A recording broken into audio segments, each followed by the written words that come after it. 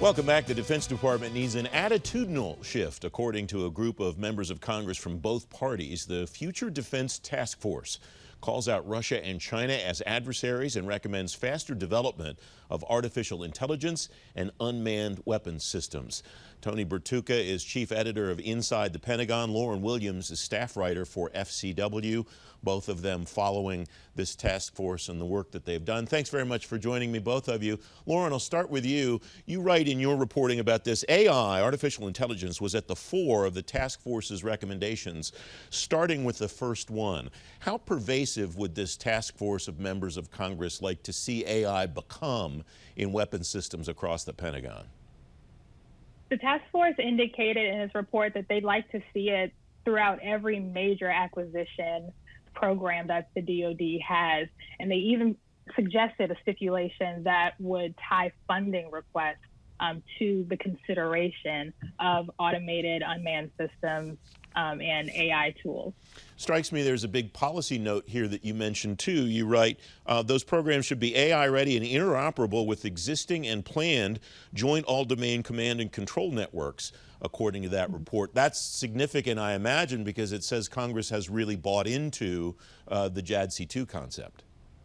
Yes, the report, at least for me, basically says, you know, Congress is hearing what DoD is saying and they're believing it, and they're saying, this is what we want you to do. We want you to prove it. We want you to plan for it, not just with integrating technologies, but also thinking about operational concepts and how the personnel and the people portion will fit around these new technologies. Tony, welcome. Where did this task force come from? What's the genesis of this? They've been working at this for about a year, but how did this come about in the first place? So this comes from the House Armed Services Committee. It's co-chaired by Seth Moulton of Massachusetts and Jim Banks of Indiana. When they rolled out the report, they made clear that they think that the most value it has is that it's a bipartisan congressional report. You know, they want RAND and GAO to maybe study a few things at the Pentagon, but they really wanted to drive home that the value of this report is that it's a product of bipartisanship in Congress. So these are lawmakers who have teams of Republicans and Democrats who came together and had consensus, which is unusual in Washington these days, but they achieved consensus on these recommendations. The other thing to note is that we've got Mac Thornberry, the senior Republican on the House Armed Services Committee, retiring. He has made defense acquisition reform one of his key focuses. Moulton and Banks, when they rolled the report out, said, watch our careers, because this is going to be a career-long fight for us both, and they both committed to sort of picking up that cause. One of the very specific things that this bipartisan group agreed on, Tony, is that while they're citing Russia as a potential adversary, as a competitor vis-a-vis the national defense strategy.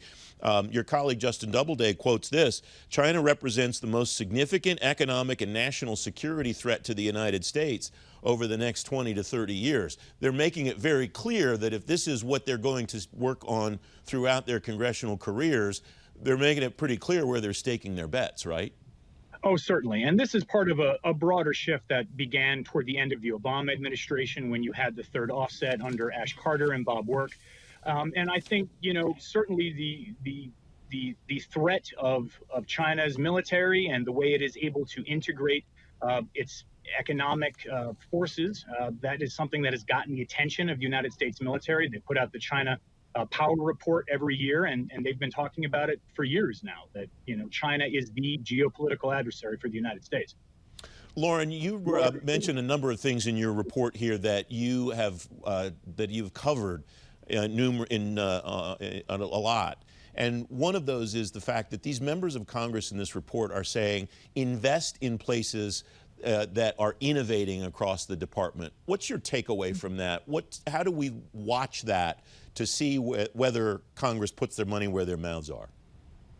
I think the takeaway there is going to be in organizations. There was definitely a call out in the report giving praise to some of the efforts DoD has had with the Defense Innovation Unit, Army Futures Command, which is the Army's modernization command.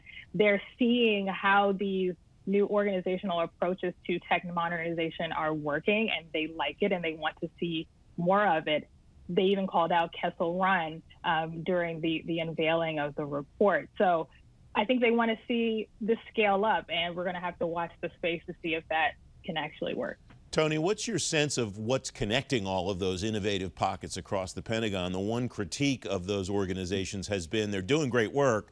We're not sure, this is Congress, we're not sure how they're all connected and how each of them knows what the other is doing to tie that innovation work together and accelerate it as quickly as possible.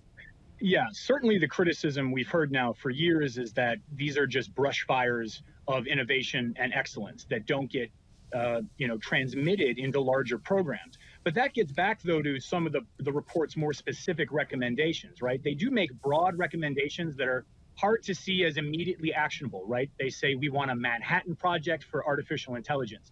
That's a little bit less actionable than, all right, Pentagon, from now on, you're going to spend a lot more on these internal innovative efforts like Kessel Run, AFWorks, and DIU, and we want you to evaluate an AI or autonomous alternative for every major defense acquisition program. Those are things that are fairly actionable in an NPAA, Congress's annual defense policy bill, if they're able to put it into paper.